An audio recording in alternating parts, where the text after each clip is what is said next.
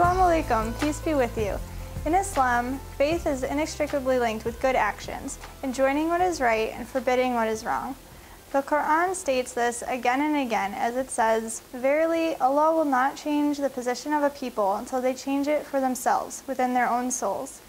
The duty towards effecting necessary social change is emphasized by the sayings of Prophet Muhammad, peace be upon him, when he says, "Whosoever of you sees an evil action, let him change it with his hand.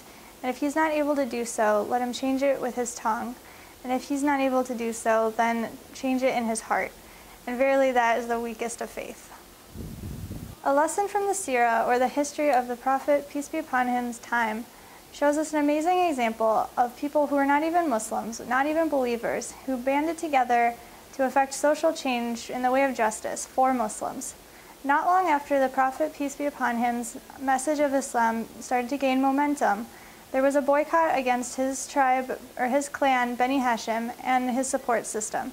Keep in mind, this was a tribal system, and the ideas of Islam were very threatening to the tribal way of life and their pagan religions.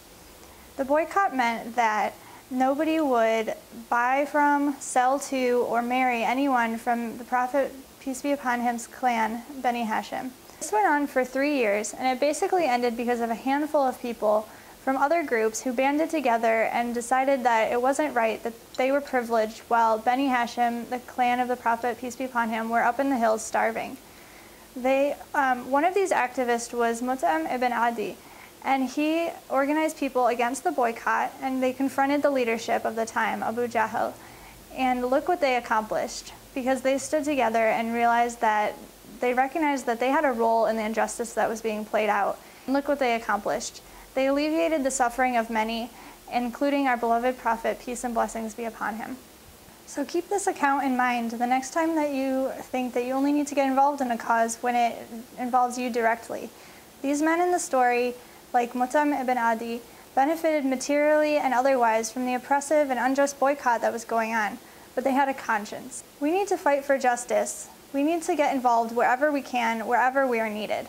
Get involved in your communities, and that might look differently depending on where you live. Maybe affordable housing is a huge issue in your area.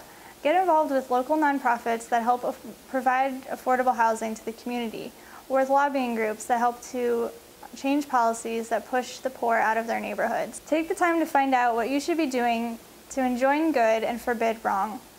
Especially during Ramadan, it's one of the mercies that descends upon us to be able to serve others. There's a great reward in that, so take advantage of it, get out, and get involved.